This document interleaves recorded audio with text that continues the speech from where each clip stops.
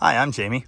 This is Dead Dodge Garage, and this is not my Challenger, but I kind of wish it was.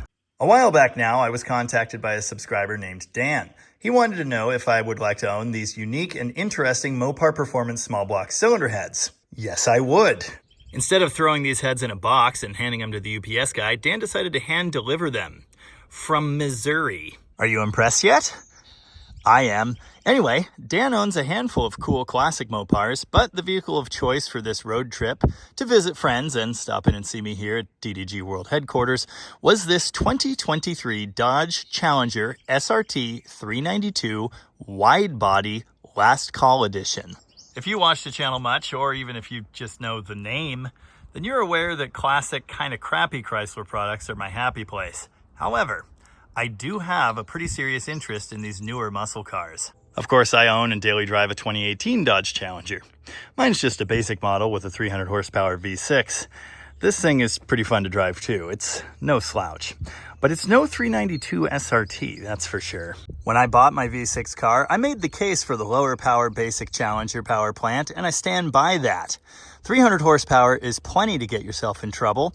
That thing also gets acceptable fuel mileage and really is nice to drive. However, in recent months, my brother, who I swear used to be cool, bought a 2020 Camaro SS with a 6-speed. That's his daily driver now, and every time I see it, I'm reminded of my inadequacy and the V6 under the hood of my Challenger. Okay, it's really not that important to me, but at some point, I would like to put him in his place by buying a superior Mopar to his Camaro. For that reason, I've put my eyeballs on just about every ad for a Hellcat available in the Pacific Northwest, but I've also looked at countless 392 cars just like this one. I've sat in a few of these cars, and I've test-driven exactly one. It was actually silver just like this, but that one said 1320 on the side. That's the special drag racing edition. Not exactly what I want. If I'm going to upgrade my Challenger, this is something I'm going to drive every day, and I want the utmost of human comforts. I don't think I actually got the name exactly right. 2023 Dodge Challenger SRT Scat Pack Widebody Last Call Edition. I might have that out of order. It's a lot of name. When the Widebody Challenger was first announced, I kind of thought it was silly. It's not silly. It's awesome. It looks so beefy. It looks like it wants to punch you in the face. This car does have a Hellcat style hood with the triple vents. Of course, later Hellcats could have the big giant twin scoop hood. This isn't that. I prefer this one, I think. I still didn't get the name right. It's the RT Scat Pack. Ridiculous. Anyway, under the hood, of course, is the 392 cubic inch Hemi. This thing is rated at 485 horsepower. Note the orange engine block. The 1320 that I drove had some wacky cold air intake, and it also had an oil catch can setup, except the can was missing, so what it had was a big vacuum leak. This car is exactly as it was built. How much more than 485 horsepower do you need exactly? This wide body is sitting on these gigantic 11-inch wide wheels. These are 20-inch diameter, and the tires at all four corner are a Z-rated 305/35/20. It's got Scat Pack Bs everywhere, which I love. Now, because I daily drive a Challenger, the interior of this Challenger is very familiar to me, but there are little differences, particularly in materials and, of course, in equipment. Dan and his son special ordered this car, and they got it with just about every single thing I would have ever wanted. Heated and cooled dual material seats. I think these are Alcantara and leather. They ordered it with a sunroof. I could take or leave that. It's nice to have some days. All of these higher trim cars come with the fancy large stereo, and I believe this thing is going to have all kinds of performance screen stuff like the Hellcat as well. The single best part about this car? The 6-speed shifter right here. That is attached to a Tremec TR 6060 heavy-duty 6-speed. Now, I, for one, find this very interesting. For a couple reasons, actually. For one, 3-pedal cars like this one are a dying breed. You really don't see them very often. There's another big reason this is interesting to me, though. As mentioned, my brother's Camaro has a 6-speed manual transmission. That one is kind of not fun. If you want to do ridiculous stuff and burn rubber, awesome. But if you just want to drive it like a normal car, it's kind of miserable. So today, I'm going to find out if the 6-speed in the Challenger is any better. Again, I am seriously considering buying one of these cars, and this would be my desired layout. But to have the opportunity to test it like this, fantastic. Sitting in the Challenger now, I have some thoughts. I've discussed my feelings about the Challenger's interior in the past. It's kind of cramped. Not cramped at all compared to a Camaro. The back seat in particular is not great. I put children in the back of mine pretty frequently, but it's a pain. From the driver's seat, it's comfortable. I'm about 6 feet tall and I fit pretty well. If you know these cars well enough, then you're familiar with all this, but these are a big, heavy car. They're a lot more like a Grand Tourer than they are like a sports car. Is it a perfect direct comparison to a Camaro? Probably not, but it's the closest we've got in Dodge world. Oh yeah, this car does have an MBRP exhaust kit. Let's see what that sounds like.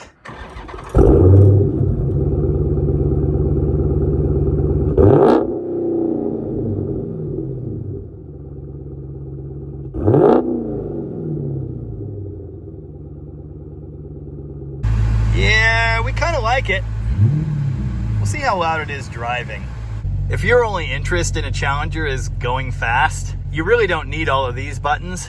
My interest is in going fast and being comfy. And for that reason, I love the idea of having vented cooled seats. And then of course, heated seats and the fancy heated wheel for the winter. It's relatively recently I've started liking that sort of thing.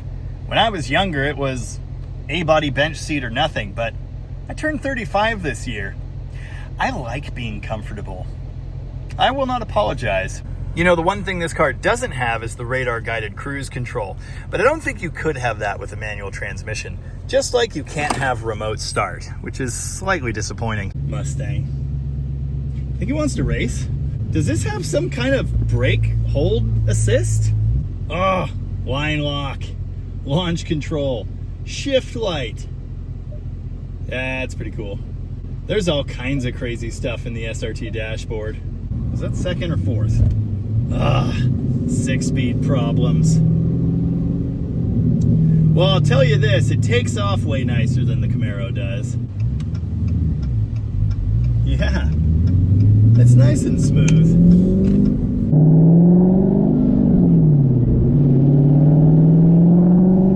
And speed limit. With like 3% throttle and 2 gears. And that's really the problem with a car like this. In what conditions can you use all of it? On a racetrack? Maybe, if you're lucky. But it sure is nice to have it, isn't it?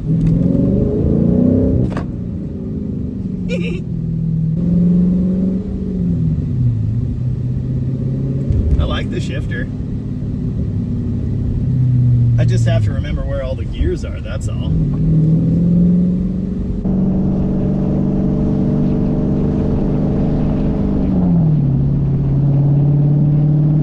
Usually I'll test the power of a vehicle back here a little bit. You know, push the speed limit just a hair. This thing, no. Whee! The brakes are great. Wow. Yeah, it slows down pretty good.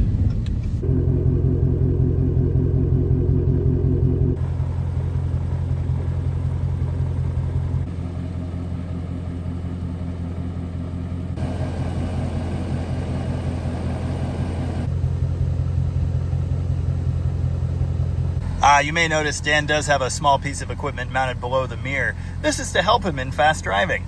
He told me that he slept for 4 hours in the middle of the drive over here, and even including that, averaged approximately 65 miles an hour the whole way across the country.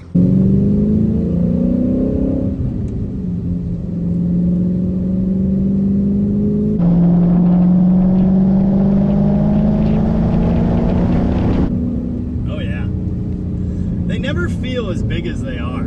It's very competent in the corners. Let's crank up the comfort. Let's see. There we go. Woohoo!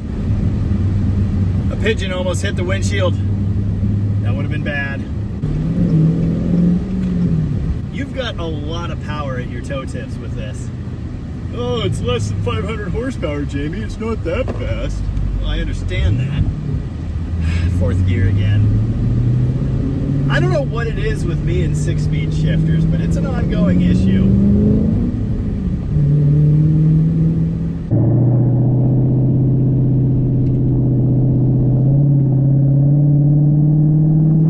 Shifting gears is fun. Would I choose the 6-speed? It's a tough call. This so nice to drive.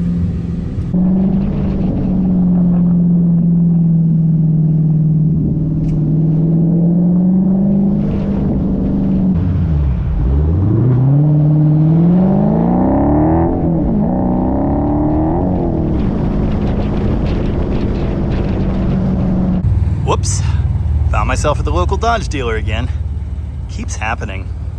I drove this one a week or two ago. This is the 1320. Notice how similar it looks to Dan's car, except of course it's lacking the flares and the wide wheels. I never thought I was a silver guy, but I'm coming around to it. It was nice of them to gather all of the things I like in one place over here. We're not even gonna talk about this one today. With that little detour out of the way, I gotta find somewhere I can test this car properly.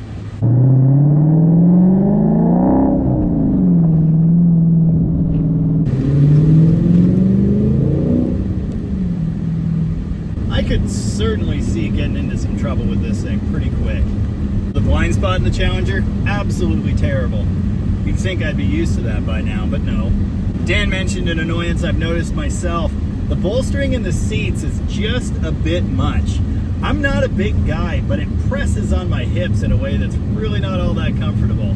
You know, it doesn't quite have go-kart handling, but it's pretty good. The MBRP exhaust is not as obnoxious as I expected. It does just kind of fade into the background when you're humming along. When you get on the throttle, it's pretty loud, but it's not horrible.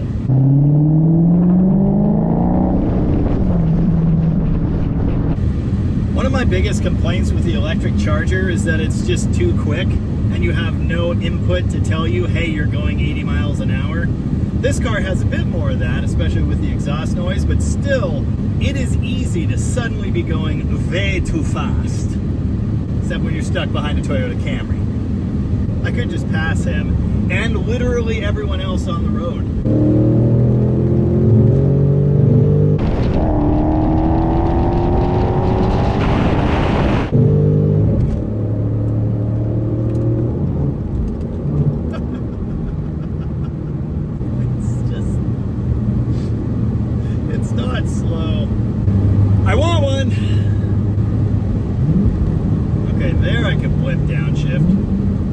First time I tried it, it just didn't even notice the throttle input.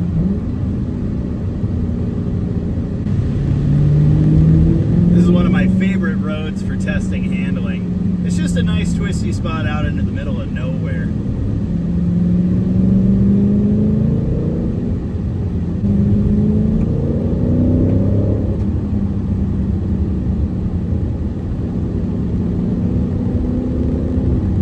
Just feels so competent and rock solid.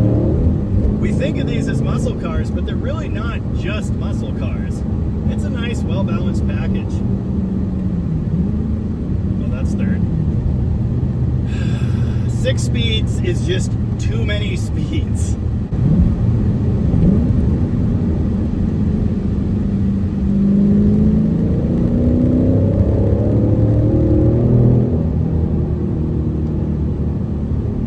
Performance driving, the manual is great. I don't know about living with it the rest of the time. Woohoo!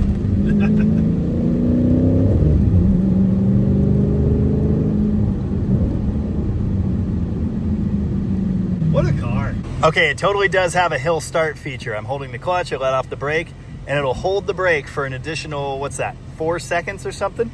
Weirded me out the first time. I've never driven anything that has that. Oh, it's got too much horsepower. This is just an incredibly well-rounded package. Yes, there are faster cars, there are better handling cars, there are lighter cars, more compact cars, bigger, more comfortable cars. But this one does a little bit of all of the things you would want, and it does those things quite well. It even gets some semblance of fuel economy. The gauge is currently reading 20 miles a gallon, and that of course is after being driven across the country and then hooned for the last half hour. My love for classic Chrysler products will never change. That's where my true passion lies. It's the language I speak, and I'll always feel that way. But I also really do appreciate these machines. They are ridiculous. They are great fun. And yeah, I think I might just have to buy one. We'll give that guy a while.